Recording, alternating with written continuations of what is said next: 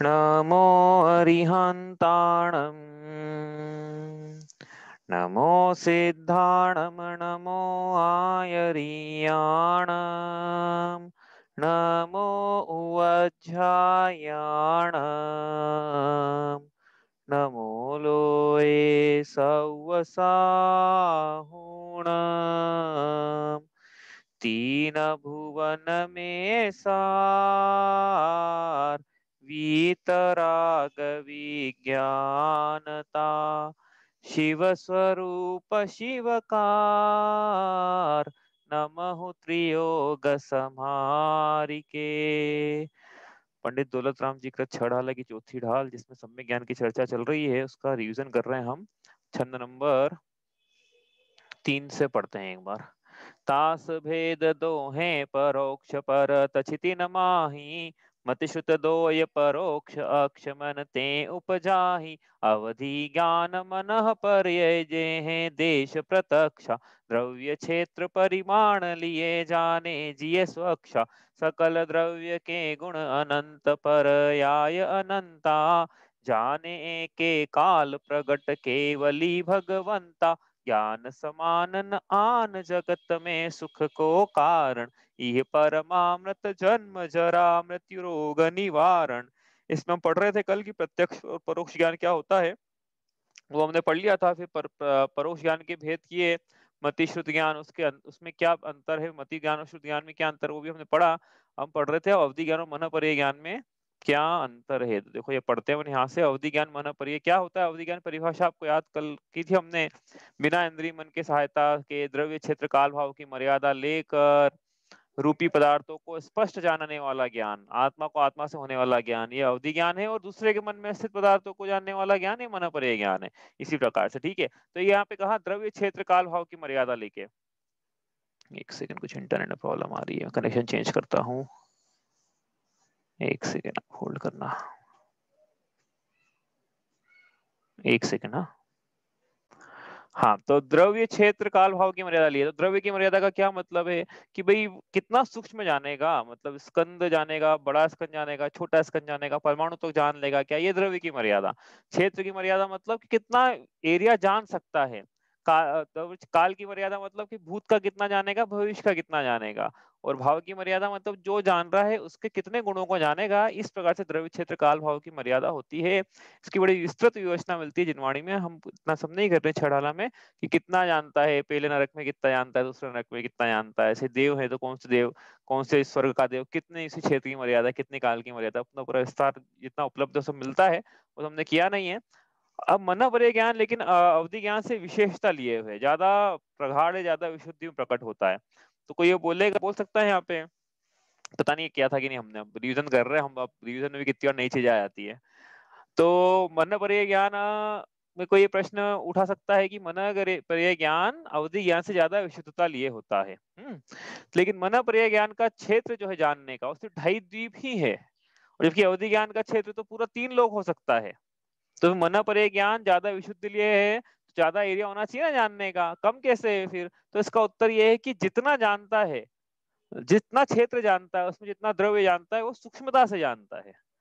भाई एक तो ये है कि बहुत ज्यादा जानता है लेकिन सुपरफिशियल जानता है, और एक है कि जानता थोड़ा है लेकिन बहुत डेप्थ में जानता है। तो कौन सा ज्ञान प्रगाढ़ है। तो हम कहेंगे कि कम जाने लेकिन डेप्थ में जानता है तो ज्यादा ज्ञान वो प्रगाढ़ है, वो विशुद्धता लिए है। इसलिए मना पर्याय ज्ञान के बारे में सूत्र जी में सूत्र भी तदनंत भागे मना पर्यायस्य कि अवधि ज्ञान का अनंत भाग मना पर्याय जानता है। इसलिए मना पर्याय ज्ञान ज्यादा ज्यादा सूक्ष्म है। ठीक है, अब ये अपन अंतर करते हैं यहाँ पे, है ना। अब वो देखो उसके भेद भी अवधि ज्ञान माना पड़ेगा क्योंकि हमने किए नहीं है बिल्कुल यहाँ पे। गुण प्रत्यय, भव प्रत्यय और ऋजुमति विपुलमति, ऐसे इस सूत्र जी में आपने पढ़ा होगा पहले अध्याय में। वो उतना विषय ही नहीं हमारा, इसलिए वहां नहीं कर रहे हैं। देखो कौन सा विषय लेना है, देखो एक बात बताता हूँ मैं आपको। कौन सा विषय लेना है छड़ाला में, ये कैसे डिसाइड करते हैं। ये ऐसे डिसाइड करते हैं कि कितना उसका आगे उपयोग होने वाला है ना। आप बोलोगे क्यों, आप बाकी सब्जेक्ट भी तो आपने घुमा फिरा के इधर उधर से लिए हैं। तो भाई जिनका उपयोग होगा आगे, जो बिल्कुल अति आवश्यक है स्वाध्याय समझने के लिए, उनका हमने खुलासा यहाँ किया है। अब ये अवधि ज्ञान मानव पर्याय ज्ञान का कोई उपयोग नहीं होने वाला छह डाला में आगे। इसलिए हमने ये नहीं कह रहे कि अनावश्यक विषय है, लेकिन हमारे समझने में अभी उपयोग नहीं, इसलिए हमने उसको इतना ज्यादा खोला नहीं है। यदि उसका उपयोग होता ना, जैसे अपने कर्म की प्रकृतियों का उपयोग हुआ, होता है। क्षयोक्षम क्या होता है, जैसे यहाँ पे भी क्षयोक्षम शब्द बार बार आ रहा है। कर्म की क्षयोक्षम कैसे बनता है ज्ञान का, तो इससे क्षयोक्षम है, तीन कषाय चूड़ी, सबका पूरा विस्तार से विवेचन किया। हमको पता है बार बार आती है शब्द, लेकिन अवधि ज्ञान मानना पड़ेगा, आपको बार बार आने वाला नहीं है, कभी एक आध बार आ जाए तो बड़ी बात है, इसलिए इसको खोला नहीं ज्यादा।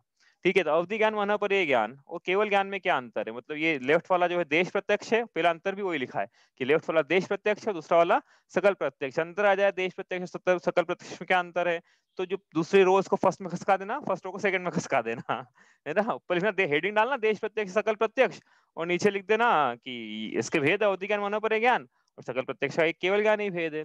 ठीक है, अब अवधि ज्ञान जो है वो चारों गति के जीवों को पाया जाता है, मन परे ज्ञान सिर्फ मनुष्य गति के जीवों को पाया जाता है, और केवल ज्ञान भी मनुष्य गति और सिद्धों को पाया जाता है। अवधि ज्ञान और मन परे ज्ञान, इसमें ज्ञान का आवरण होना जरूरी है, छद्मस्तों के होता है ये।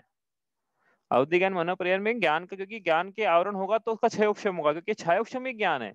लेकिन केवल ज्ञान में ज्ञान का आवरण होगा तो केवल ज्ञान हो ही नहीं सकता है, वो तो ज्ञान के आवरण का क्षय हो गया है, मतलब जीव छद्मस्त नहीं है अब सर्वज्ञ है, तो वो केवल ज्ञानी है। ठीक है, अवधि ज्ञान मानव पर ज्ञान छूट भी सकता है, छूटता भी है, हाँ, यदि विपुल मति नहीं है तो छूटता भी है। और हाँ, कहाँ गया भैया माउस, एक सेकेंड। हाँ, तो और केवल ज्ञान तो हो गया एक बार, तो फिर कभी कभी नहीं छूटेगा, शाश्वत है ये तो, रही है अनंत अनंत काल था तथा शिव परिणय।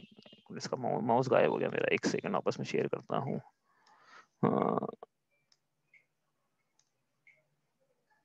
चलो आगे, अवधि ज्ञान मन पर्याय ज्ञान घट बढ़ सकता है, उसका दायरा, मतलब विशुद्धि बढ़ेगी तो ज्यादा बढ़ जाएगा, विशुद्धि कम होगी तो कम हो जाएगा। केवल ज्ञान तो एक शरीर का भैया, उसने अब केवल ज्ञान घट बढ़ क्यों नहीं सकता है भैया, अब सब कुछ तो जान लिया, अब कुछ नया जानने के लिए बचे ही क्या जो बढ़ेगा, और घटेगा भी नहीं, एक शरीर का रहेगा वो, क्योंकि ज्ञान का आवरण होगा तो घटेगा, ज्ञान का आवरण ही नहीं तो घटने का प्रश्न ही नहीं उठता है। देखो थोड़ा मैथमेटिक्स साइंस है इसके बीच है, ऐसा नहीं कि याद करना है इसको सब आप। ठीक है, अवधि ज्ञान मन परे ज्ञान रूपीश्व वधे, ऐसा है सूत्र जी का सूत्र की, अवधि ज्ञान और मन परे ज्ञान सिर्फ रूपी पदार्थों को अपने ज्ञान का विषय बनाते हैं, लेकिन केवल ज्ञान जो है और श्रुत ज्ञान जो है, श्रुत ज्ञान भी अब हालांकि अंतर तो अपन कर रहे हैं केवल ज्ञान में और इधर, लेकिन केवल श्रुत ज्ञान भी अरूपी को आत्मा को अपना विषय बनाता, हमने देखा था कल परसों। तो केवल ज्ञान का क्या विषय है, रूपी तो है ही है, रूपी मतलब पुद्गल तो है ही है, साथ में जीव धर्म अधर्म आकाश काल भी केवल ज्ञान का विषय बनते हैं। ठीक है, अब ये अवधि और मन पर ज्ञान की मर्यादा है, हमने बताई ना मर्यादा कैसी कैसी होती है, द्रव्य क्षेत्र काल भाव की। केवल ज्ञान की कोई मर्यादा नहीं, जितने भी ज्ञेय हैं सकल द्रव्य के गुण अनंत पर्याय अनंता, ऐसा लिखा है ना, तो अनंत रूप से जानता है। कौन से गुण स्थान में प्रकट होता है, ये तो पहले गुण स्थान में भी हो सकता है अवधि ज्ञान भाई, हाँ, भव प्रत्यय अवधि ज्ञान पहले गुण स्थान में होता है, ये देव नारकियों को तो जन्म से होता ही है, और चौथे से 12वें गुण स्थान में हो सकता है, अवधि ज्ञान और मन पर ज्ञान हो ही सकता है चौथे से 12वें गुण स्थान में। मुनिराज जो हैं उनको छठे गुण स्थान से मनी पर मन पर ज्ञान, हाँ, होता ही है, ऐसा नहीं कह रहे, हो सकता है।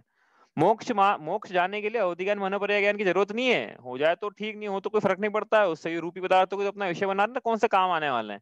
अरे मोक्ष मार्ग में ये अवधि ज्ञान मन पर ज्ञान कौन सा काम आने वाला है, बताओ आप, कोई काम नहीं आने वाला है, वो तो रूपी पदार्थों को, यहाँ तो आत्मा को विषय बना, वो ज्ञान काम का है, तो ये कोई काम नहीं आने वाला, नहीं हो तो भी चलेगा, इसलिए चौथे हो गया बाई चांस, तो चौथे से 12वें गुण स्थान में अवधि ज्ञान मन पर ज्ञान, ये अवधि ज्ञान चौथे से 12वें में होता है, और मन पर ज्ञान छठे से 12वें में पाया जाता है, 12वें के बाद नहीं अस्तित्व है इनका अवधि ज्ञान मन पर ज्ञान का, क्यों, क्योंकि ज्ञान के आवरण का क्षय हो गया वहां पे 12वें स्थान के अंत में, तो केवल ज्ञान प्रकट हो गया फिर 13वें और 13वें के आगे, इस प्रकार से ये केवल ज्ञान उसके आगे पाया जाता है।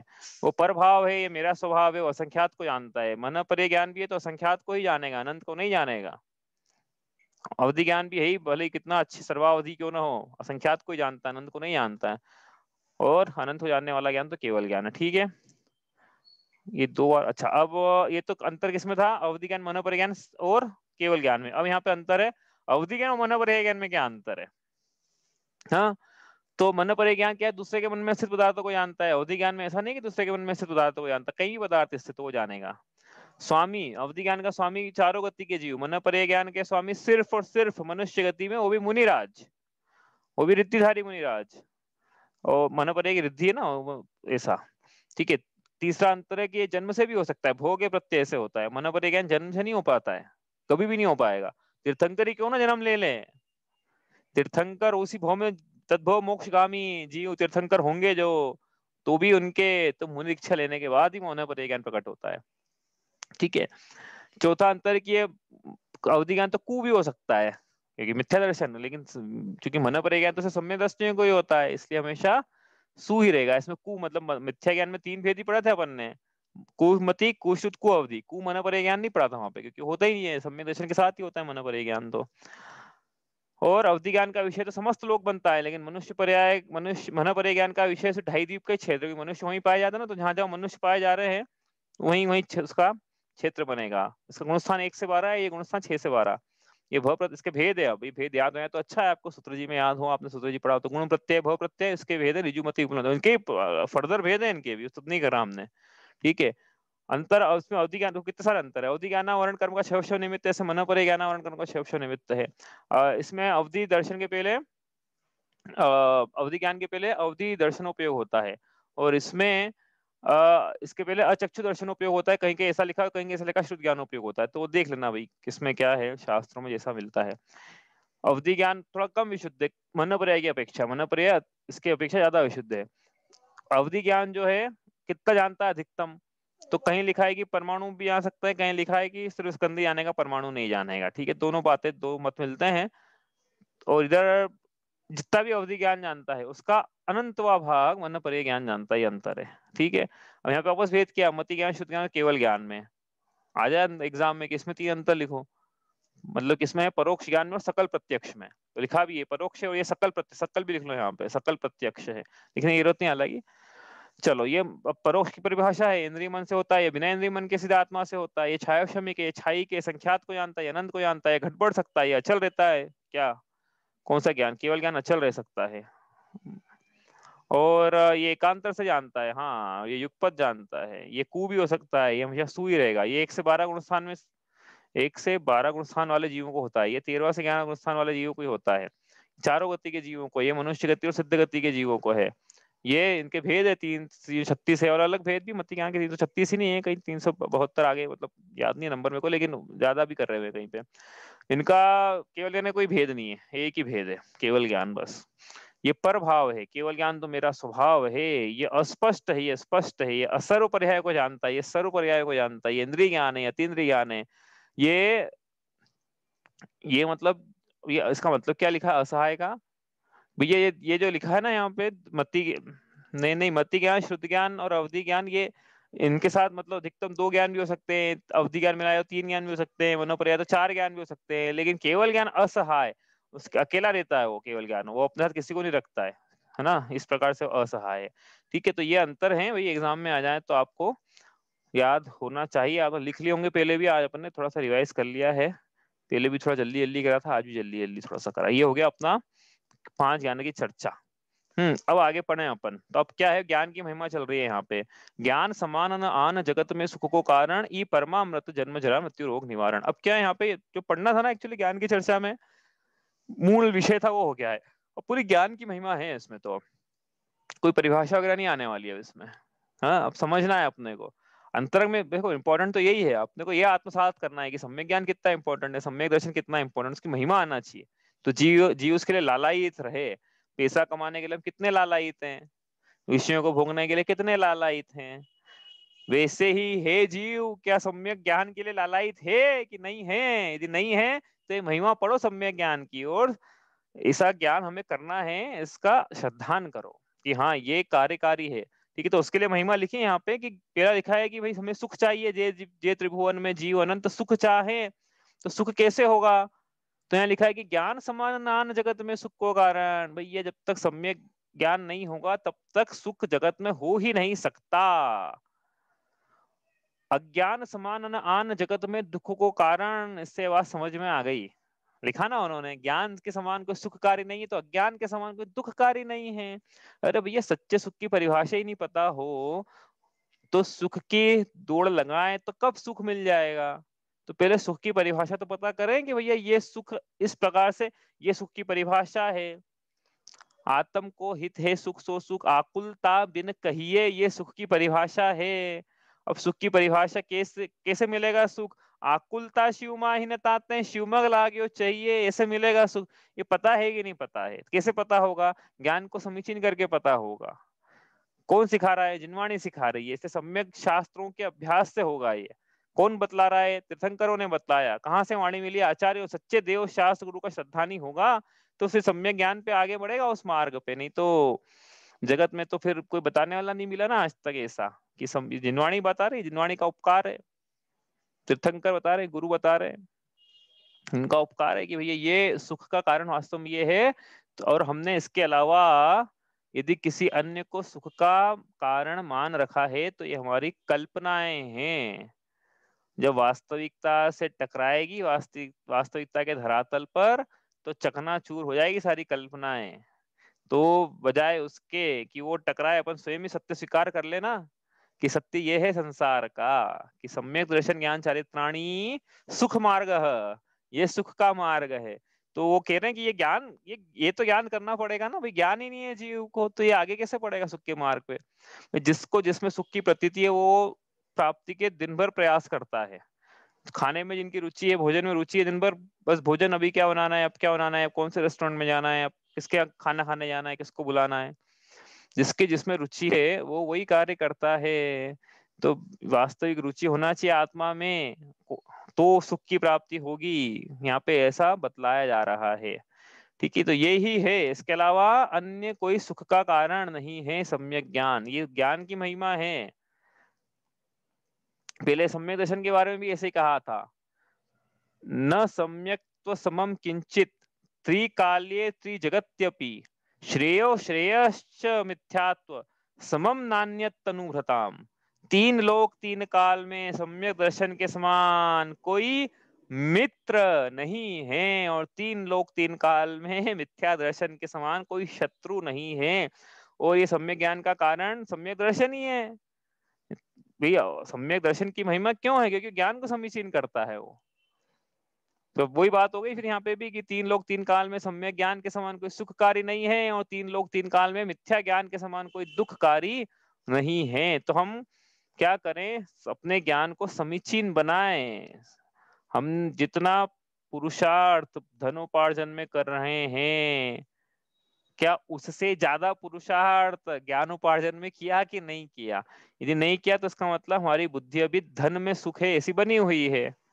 जिसमें सुख की बुद्धि होती है वही कार्य करता है जीव, ध्यान रखना ये बात। हाँ, तो यहाँ कह रहे हैं कि देखो एक महिमा तो ये हो गई इसके समान कोई सुख का कारण नहीं। दूसरा क्या है?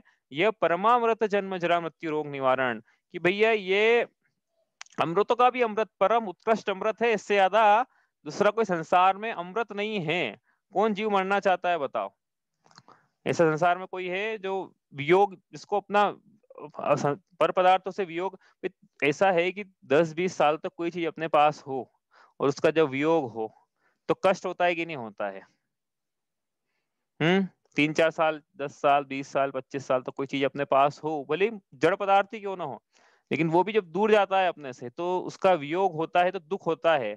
ये शरीर जो है ये अपने साथ रहेगा 50, 60, 70, 80 साल तक। जब ये इसका वियोग होगा तो कष्ट होगा कि नहीं?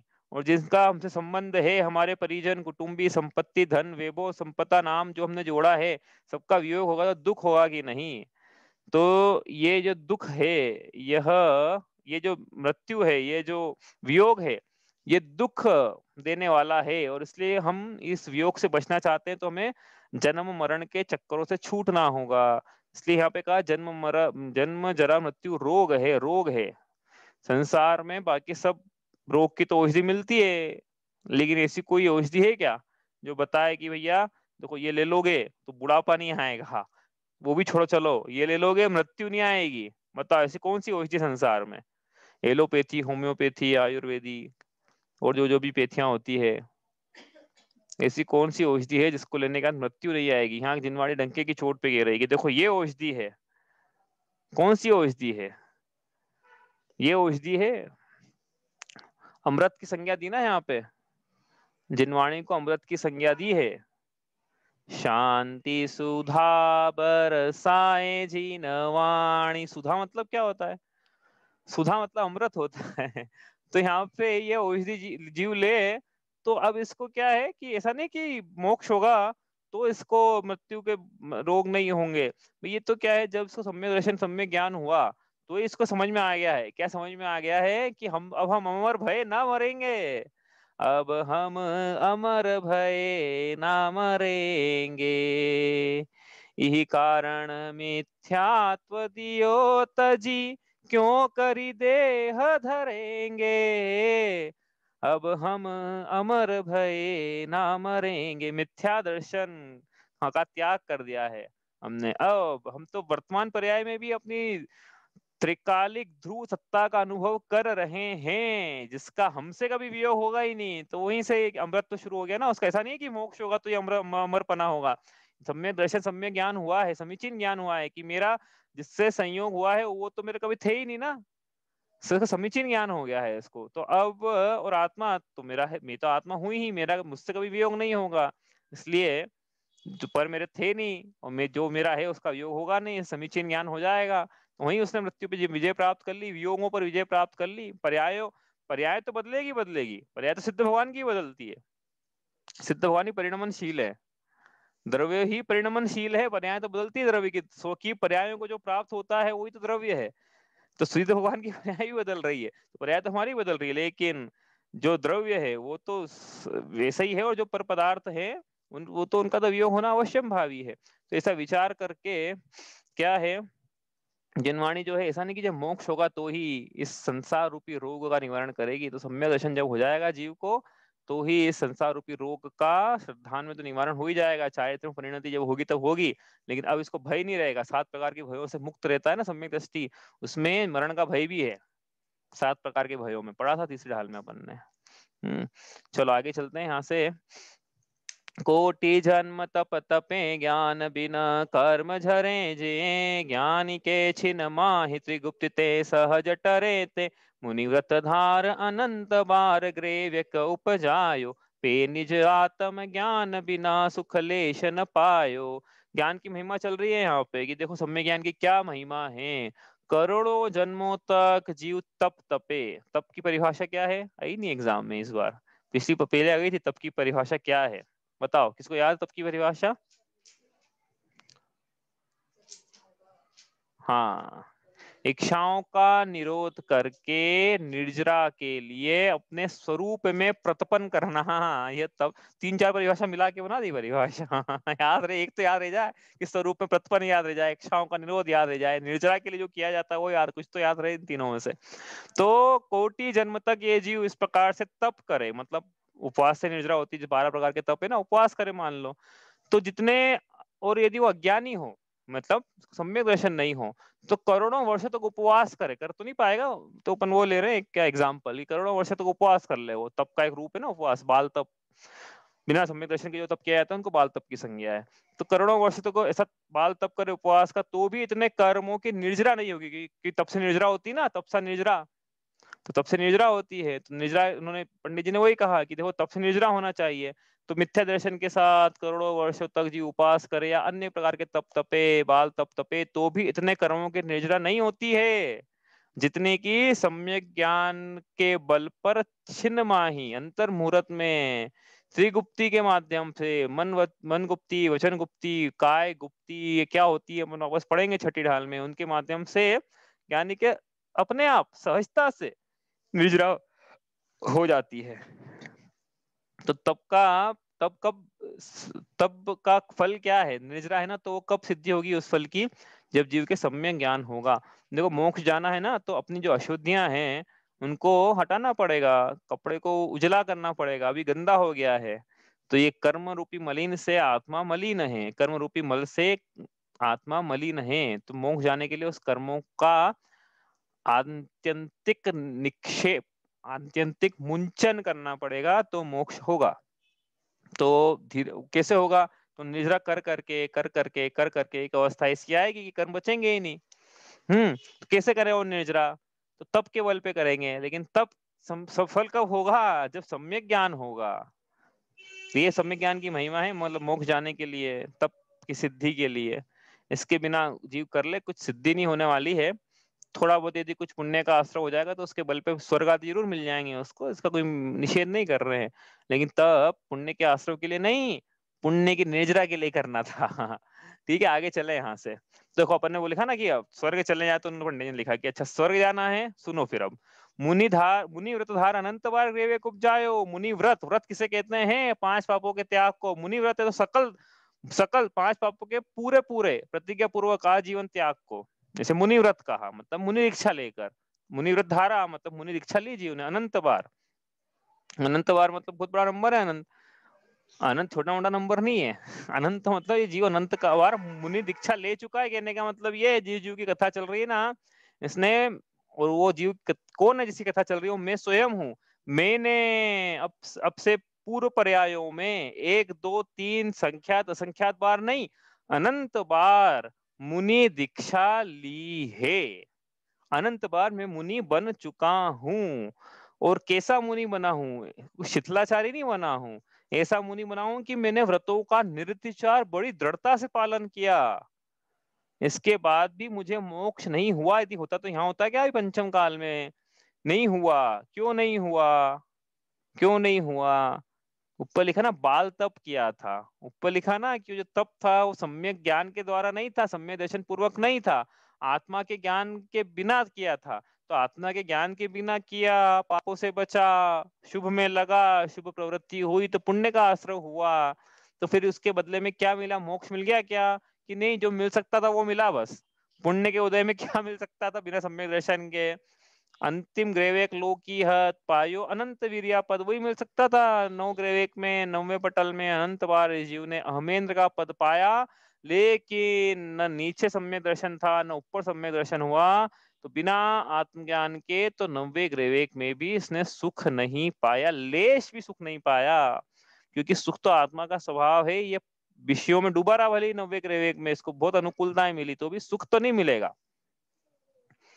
क्योंकि अनुकूलता में सुख नहीं है, निराकुलता में सुख है। इस बात समझ में आ रही ना? 9वें ग्रेड में भले कितनी अनुकूलता मिल जाए, लेकिन जब तक निराकुलता नहीं मिलेगी, और अनुकूलता में तो उल्टा आकुलता ज्यादा मिलती है। ये भी करना है, वो भी करना है, ये भी यहाँ भी जाना है, वहां भी जाना है। वहां पे तो ऐसा नहीं बोल पाएंगे देवी को भोगना है 9वां ग्रेड के ना, लेकिन 16वां स्वर्ग होता तो ये भी देवी को भोगना है, इस देवी के साथ वहां जाना है।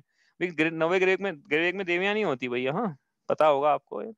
चलो आगे चलते हैं यहाँ से। तो पे नहीं जातम ज्ञान बिना सुखलेश न पायो। तो क्या करना है फिर? धर्म का धारण पुण्य के आश्रय के लिए करना है, ऐसा श्रद्धा छोड़कर धर्म का धारण सम्यक ज्ञान की प्राप्ति के लिए करना है, आत्मज्ञान की प्राप्ति के लिए करना है, आत्म अनुभूति के लिए करना है, स्वसंवेदन के लिए करना है, स्वानुभूति के लिए करना है। ये समझ में आती है ना इस पंक्ति से? बात कितनी गहरी बात समझ में आती है ना? यहाँ से हमारी जो क्रियाएं हैं पूरा फोकस शिफ्ट हो गया है। यहाँ से हम लगे हुए थे स्वर्ग चले जाएं, स्वर्ग चले जाएं, देवगति मिल जाए। हाँ लगे हुए कि नहीं लगे हुए? कोई भी ना मिथ्या दृष्टि भी होगा ना, भले मंदिर नहीं आता होगा, ये आज तक नहीं क्या होगा, जैन कुल में भले जन्म ले लिया, लेकिन उससे ही पूछोगे कि भैया मान लो कि 4 गतियां होती है, अब तुम कौन सी गति में जाना है? तो ये बोलेगा सुर गति में जाना है, स्वर्ग में जाना है, सब यही बोलेंगे। तो यहाँ क्या कह रहे हैं कि भैया स्वर्ग छोड़ो, 16 स्वर्ग, 9 ग्रेवेक में भी 9वां ग्रेवेक उसका अंतिम पटल, उसमें ये जीव ने अनंत बार जन्म ले लिया है। अब कुछ ऐसा करो कि अब मोक्ष क्यों नहीं गया पा रहा है इसको मोक्ष क्यों नहीं हुआ अभी तक? भाई मुनि धारण करी, इतना उग्र तप तपा इसने, मोक्ष क्यों नहीं हुआ इसको? क्यों नहीं हुआ? इसने एक बार भी सच्चा पुरुषार्थ नहीं किया। थोड़ा सा सच्चा पुरुषार्थ करना था बस, थोड़ा सा, वो भी नहीं हो पाया। इससे थोड़ा सा ही तो करना था, इतना सब कर लिया। अरे भाई महिरंग में मुनि दीक्षा ले ली, 28 मूल गुणों का निर्विचार पालन कर लिया, तो बच गया गया था, आत्मज्ञान बच गया था। पर द्रव्यों से भिन्न मेरी सुख स्वभावी आत्मा ही पूर्ण उपादेय है, ऐसा इसका श्रद्धान नहीं हो पाया। पर द्रव्य भिन्न आप में रुचि सम्यक तो भला, ऐसा श्रद्धान नहीं हुआ। आप रूप को जान पनो तो सम्यक ज्ञान कला, ऐसा श्रद्धान नहीं हुआ इसके। तो ये अब जो बच गया है डेल्टा, उसकी पूरी कमी करना है तो आगे बढ़ पाएंगे, नहीं तो फिर ग्रेवेक तो अनेक बार चले गया है जीव, ग्रेवेक तक चले गया। और हमको तो भी ये है कि यूएस जाना है, यूरोप जाना है, चाइना जाना है, हम तो बोल रहे ग्रेवेक होया है भैया आनंद बार, अब क्या बच गया संसार में? क्या बच गया? तो संसार भावना पड़ेंगे अभी अपनाएगी 5वीं ढाल में कि पूरा संसार घूम लिया, बचा क्या? कुछ नहीं बचा है। अब क्या भावना कर रहे हो? तो ये तो अपन इसकी बात करें यहाँ पे, तो सम्यक ज्ञान के बिना तो सारे तब जो निरर्थक चलेगा एक तरह से। क्योंकि वहां अब जरूर थोड़ी कि वहां नवग्रह नवे ग्रह में सम्यक दर्शन हो जाएगा, वहां से वापस कुछ नीचे आएंगे। मतलब पुरुषार्थ तो उतना का उतना ही करना ही, और डेल्टा वो जो गैप जो आज ही बनी हुई है, तो गैप वहां भरो तो सच्चा यही भर लो ना। चलो आगे चले अपन। ताते जिनवर कथित तत्व अभ्यास करीजे, संशय विभ्रम मोह त्याग आपौ लख लीजे। यह मानुष पर्याय सुकुल सुनिवो जिन वाणी, यह विधि गए न मिले सुमणि जो उदधि समानी। इसलिए किस लिए दुर्लभ ले जो चिंतामणि त्यों पर्याय लहित त्रस्तणी से लेके अभी तक जो कहा ऊपर तक कि अंतिम ग्रेवक लोग मुनि उद्धार अनंत बार ग्रेवक उपजा, वो बात जितनी समझ में आई है, जितनी भी 200-250 क्लासेस हो गई है, उसमें जो भी समझ में आया है, इसलिए क्या करना है अब एक लाइन में, जिनेंद्र भगवान के द्वारा कहे गए तत्वों का अभ्यास। अभ्यास कैसे करना है अनेक बार बताया, लेकिन ये शब्द इतना इंपॉर्टेंट है कि बार बार इसका ही अभ्यास करें कि अभ्यास कैसे करना है। बार बार मतलब किसी चीज को बार बार करना वो अभ्यास है। तो कैसे करें हम अभ्यास, कि मैं तो हम आधे घंटे के लिए आ आते क्लास में, बाकी तो हमको टाइम ही नहीं मिलता है। तो ये जो कर रहे हो उस समय भी तो अभ्यास किया जा सकता है ना। अभी तो बताया आप कितनी बार एक ही एग्जाम्पल बार बार लेता कि याद हो जाए आपको। स्नान करते वक्त ये जीव अपने आप को देह से भिन्न मान सकता है कि नहीं, कि ये जो स्नान किया जा रहा है वो देह है, वो तो सदा शुचि भावना पढ़ेंगे, आएगी विपल रुधिर राधमल थेली की कस वसादिते मेली, उसमें तो विचार करेंगी। लेकिन ये नहाने से शुद्ध नहीं होने वाली है, और आत्मा तो त्रिकालिक शुद्ध है। इसका विचार ये तत्व अभ्यास है कि नहीं है, बताओ। चल रहा चिंतन चल सकता है कि नहीं नहाते वक्त। हम तो ये कह रहे हैं कि नहाना की ऐसी क्रिया है जब जहाँ पे मन का अवलंबन लेकर जिनेंद्र भगवान के द्वारा कहे गए तत्व का अभ्यास किया जा सकता है। अब जब नहाने के लिए बोल दिया है तो बाकी जहां जहां कर सकते हैं वहां किया जा सकता है। क्या करें हम नहाते हो, क्या विचार करें। तन का उपचार किया अब तक, इस पर चंदन का लेप किया, मल मल कर खूब नहा करके, तन के मल का विक्षेप किया। हे भगवान, मैंने अभी तक खूब नहा नहा के तन के मल का विक्षेप किया है, लेकिन आत्मा का मल ये नहाने से थोड़ी धुल जाएगा। तो इसलिए अब मैं आत्मा का उपचार करने के लिए आपके पास आया हूँ। ये कर सकते हैं विचार, ये तो ऐसे अभ्यास करना है। वो कैसे अभ्यास होगा, नहीं तो ऐसी इस क्या है, अभी अनित्य होना पड़ेगा अपन। सूरज चांद छिपे निकले, ऋतु फिर कर आवे, प्यारी आयु ऐसी बीते पता नहीं पावे। पता ही नहीं पड़ा हमारे जीवन के 40, 50, 60, 70 साल कहाँ निकल गए। तो जैसे पिछले निकले हैं ना, जैसे पिछले निकले हैं ना, अरे भैया जैसे पीछे निकले पिछले निकले हैं ना, वैसे आगे भी निकल जाएंगे। कोई कोई लॉटरी लगने वाली नहीं है, कोई आकाश से बिजली कौंधने वाली नहीं है, कोई नवग्रह से कोई देव आके सम्मोहन में ले जाने वाला नहीं है पंचम काल में। यहाँ जो उपलब्ध है उसी में अभ्यास करना पड़ेगा, नहीं तो जो जैसे निकले वैसे आगे क्यों निकल जाएंगे। कुछ नया थोड़ी अपने आप से थोड़ी, कि भी आज रात में सोए तो हमारे जिनमें में प्रतिकूलताएं थी, कल सुबह उठे तो अनुकूलता है, और उठते से हमने ध्यान लगा लिया आत्मा का। ऐसा नहीं होगा, आगे पुरुषार्थ करना होगा, स्वयं को स्टेप बाय स्टेप आगे बढ़ना होगा। हमारा आज का यदि हमें आगे बढ़ना है ना, तो एक बेसिक प्रिंसिपल है हमारा, आगे हमको यदि आगे बढ़ना है किसी भी चीज में, अपन तो यहाँ इसकी बात कर रहे हैं तत्वों अभ्यास की, लेकिन संसार में किसी भी चीज में आगे बढ़ना है तो हमारा आज का दिन हमारे कल के दिन से अलग होना चाहिए, जो हमें उस दिशा में ले जाए जिस दिशा में हम जाना चाहते हैं। यदि हम वो पुरुषार्थ नहीं कर रहे हैं उतना, तो हम आज का दिन और कल के दिन के अंतर ही, तो आगे कैसे बढ़ेंगे। कंपेयर कर लेना वहां, आप एक लिस्ट बना लेना कि मैं आगे बढ़ा हूं कि नहीं मेरे मार्ग पे। एक दिन मिल गए 24 घंटे, मैंने ऐसा क्या पुरुषार्थ किया कि मैं इस मार्ग पे आगे बढ़ूं, क्या पुरुषार्थ किया। तो हम तो बात कर रहे हैं अभ्यास की, कि अभ्यास करें और आगे बढ़े। ठीक है, आगे चलते हैं। यहाँ से संशय विभ्रम होगा, संशय की परिभाषा थी सम्यक ज्ञान की।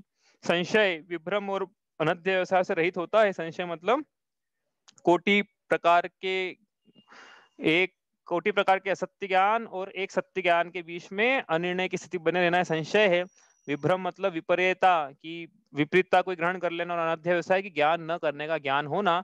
ये प्रकार के, इन 3 प्रकार के दूषण से सम्यक ज्ञान रहित होता है। तो इनका त्याग करके यदि ये हमारे जीवन में चल रहा है, ज्यादातर अनध्य व्यवसाय चलता है, कि हमें क्या करना होगा, होंगे पंडित जी हैं तो हैं, मुनिराज है तो हैं, मंदिर है तो हैं, हमको तो हमारी दुकान से, व्यापार से, धंधे पानी से, कुटुंबियों से, परिजनों से, रिश्तेदारों से और टीवी व्हाट्सएप से मतलब है। तो ये ज्ञान न करने का जो ज्ञान बना हुआ है, ये अनध्यवसाय कि जीवन कहाँ चल रहा है, जा रहा है पता ही नहीं पड़ रहा है, समय कहाँ जा रहा है पता ही नहीं पड़ रहा है, ये अनध्यवसाय है, समय पूरा किया जा रहा है उल्टा। तो ये ऐसा न करके, हे जीव तू अपने आत्मा का लक्ष्य कर, ऐसा लिखा है वहां पे, पंडित दौलत राम जी ने लिखा, हमने नहीं लिखा है। आपको लख लीजिए, अपनी आत्मा को लक्ष्य में लेके आ, अपनी आत्मा के कार्य के, अपने आत्मा को लक्ष्य में रखकर सारी क्रियाएं कर, तो अभ्यास होगा तत्व का। और फिर क्या लिखा है कि यदि नहीं किया तो फिर क्या होगा कि ये मनुष्य पर्याय श्रावक कुल जिनवाणे का सुखद संयोग यदि बिना सम्यक दर्शन, बिना सम्यक ज्ञान के व्यर्थ चला गया, तो दोबारा मिलना ठीक उसी प्रकार कठिन है जिस प्रकार समुद्र में गिरा हुआ रत्न दोबारा मिलना कठिन है। दुर्लभता समझ में आ रही कि नहीं? वही कह दी थी, दुर्लभ लही जो चिंतामणि त्यो पर्याय लही त्रस्तणी, वही कह दिया थी बात। तो फिर ये लगा ना सबकी प्रोबेबिलिटी। आज हम छठालाई क्लास में बैठे हैं, इसकी प्रोबेबिलिटी कितनी है? मतलब वहां से इस निगोद की पर्याय से लेके समय सार सुनने तक की प्रोबेबिलिटी, संभावना कितनी है? तो एक लिखना, ऊपर नीचे लिखना, बहुत बड़ा नंबर अनंत, तो उसकी प्रोबेबिलिटी आएगी निकल के ऑलमोस्ट जीरो। जीरो नहीं आएगी, ऑलमोस्ट जीरो आएगी। तो दुर्लभता समझ में आना चाहिए। धन समाज गज बाज राज तो काज न आवे, ज्ञान आपको रूप भय फिर अचल रहावे, तास ज्ञान को कारण सो पर विवेक बखानो, कोटि उपाय बनाए भव्यता को उरलानो। सब जिसके पीछे हम भाग रहे हैं, धन समाज गज राजबाज, ये कुछ भी काम आने वाला नहीं है, सब ये छूट जाएगा, अनित्य भावनाएं पड़ेंगे। लेकिन क्या हमारे साथ में रहेगा? बोधि दुर्लभ भावनाएं पड़ेंगे, ज्ञान आपको रूप है फिर अचल रहा, यही काम का है। इसलिए क्या करना कि हे जीव, ये जो ज्ञान का कारण है वो है स्वपर भेद विज्ञान। तो स्वपर भेद विज्ञान को लेकर आओ कि मैं स्वर पर का अच्छे से विभाग करो। मृत्यु की मृत्यु आ जाने पर भी, मृत्यु की कीमत पर भी सम्यक ज्ञान करना पड़े तो सस्ता सौदा है ये। क्योंकि मृत्यु यदि आएगी और सम्यक ज्ञान मिल जाएगा तो एक बार ही मृत्यु को प्राप्त होगा जीव, और यदि मिथ्या ज्ञान रहेगा तो बार बार कुमरण को प्राप्त होगा। इसलिए करोड़ों उपाय, करोड़ों उपाय, करोड़ों उपाय बनाओ, करोड़ों उपाय बनाए और ऐसे सम्यक ज्ञान को लेकर आओ, कैसे भी करके, जहां भी मिलता है लेके आओ। करोड़ों उपाय करो, एक ही काम है बस कि आत्मज्ञान करना है मुझे, आत्मानुभूति करनी है। एक ही धुन होना चाहिए कि पैसे कमाना है ना, जैसे एक ही धुन होती है पैसे कमाना है, वैसे एक ही धुन है कि आत्मज्ञान मुझे होना चाहिए। बस ये जीवन का लक्ष्य है। ये किया तो बहुत किया, ये नहीं किया तो कुछ नहीं किया। चलिए इतना ही करते हैं। कोई प्रश्न है आपका?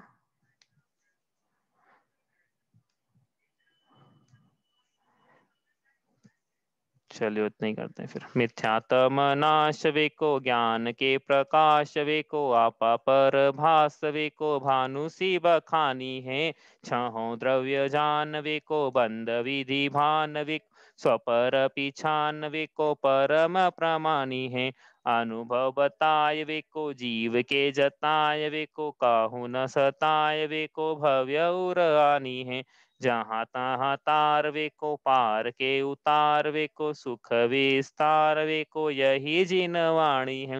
हे जिनवाणी भारती तो है जपो दिन रैन, जो तेरा शरण आ गए सो पावे सुख चैन, जहाँ वाणी के ज्ञान ते सूझे लोकालोक, सो वाणी मस्तक नमो सदा देत हूँ धोख।